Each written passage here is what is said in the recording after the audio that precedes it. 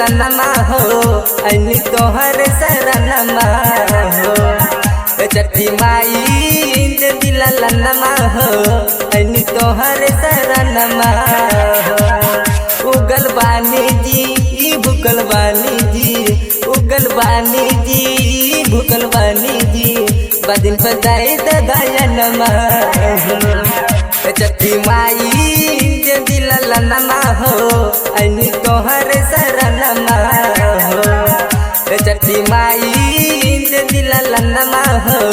ऐनी तोहर शरणमा हो उगल बानी जी भूकल बानी जी उगल बानी जी भूकल बानी जी बदिन पदाई दयानमा छठी माई दे दी ललनमा हो ऐनी तोहर शरणमा हो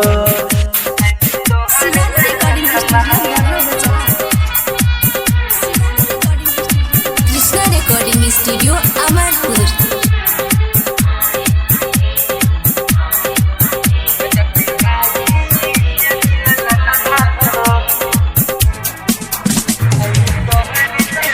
देवे ओइनी छोटी माई हम अरगिया हो देवे ओइनी छोटी माई हम अरगिया हो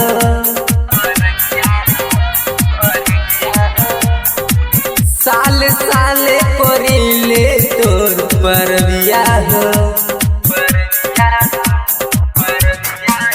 सुना सुना लगे आंगनमा हो दे दिए को ललनमा हो छठी माई दे दी ललनमा हो ऐनी तोहर शरणमा हो शिवानी रिकॉर्डिंग स्टूडियो बगवा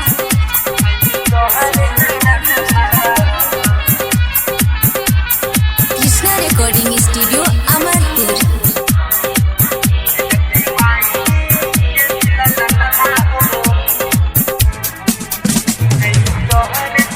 छठ बरतिया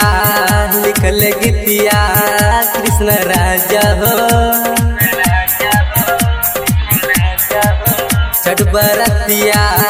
लिखल गीतिया कृष्ण राजा हो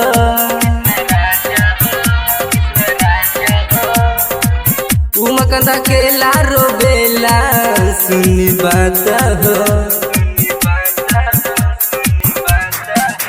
न तो त्याग देव हम परनमा हो दे द गोदी में ललनमा हो छठी माई दे दी ललनमा हो ऐनी तोहर शरणमा हो कृष्णा रिकॉर्डिंग स्टूडियो अमरपुर।